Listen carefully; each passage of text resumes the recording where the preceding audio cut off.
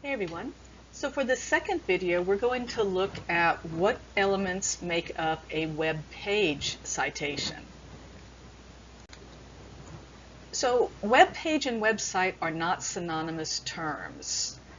A web page is a specific location found on a website. So sometimes it's confusing. How do you know? Web pages can be very messy. It's hard to look at them and tell exactly what you're looking at. So you've landed on a page and you have material there you want to cite. Look at the address, the URL, the web link, whatever you want to call it. Usually what comes at the beginning, often after the www, is the name of the web site. So this is brookings.edu, some kind of research educational website. The web page itself, the specific page I landed on, is almost always at the end. Promises and pitfalls of online education. So this is my web page, this is my website. So here's a screenshot of a typical web page, and this one has all the information we need. So fortunately we have authors, we don't always, but in APA we do just like we did with the journal article, last name, first initial, and using that ampersand instead of an and this one has a second author, again, last name, first initial. Then the title of the web page. Format it just like you do a title of an article in a journal. In sentence case, just the first letter of the first word capitalized and the rest of it in lowercase. No quotation marks, no italics, nothing like that. What happens most frequently on a web page is that you don't have an author. So you would start your citation with the title of your web page, and that would be followed by the date. All right, so the date of that web page,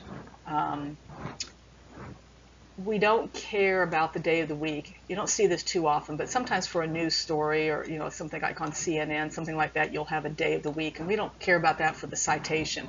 But we do care about the year, the day of the week, and the date and the month, okay? Just whatever it has.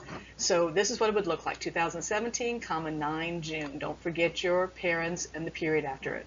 If you can't find a date, which again is not uncommon, you'll use, instead of the date, you'll still include the parents and .d. Now remember, the date goes after the author, if you have an author, and if it doesn't have an author, your source, then after the web page, okay? We don't start a citation with a date. That's really weird, okay? All right, title of the website. Technically, APA does not require you to include the title of your website, but I find it really useful. So I can't imagine you ever losing points for including it. But for me, it's really helpful if it's there, and that's what I've been asking you to do over the last module. So you should be used to doing that by now. So website titles are just like journal titles. They're capitalized and in italics. So this is just Brookings. It's just one word. But here's another website, the Cato College of Education.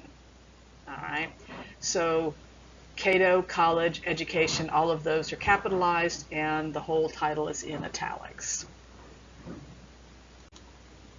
And finally, we're going to include the entire URL. And just like with some database links, we have the word retrieved from. So we have authors, date, title of web page, title of website, retrieved from, link.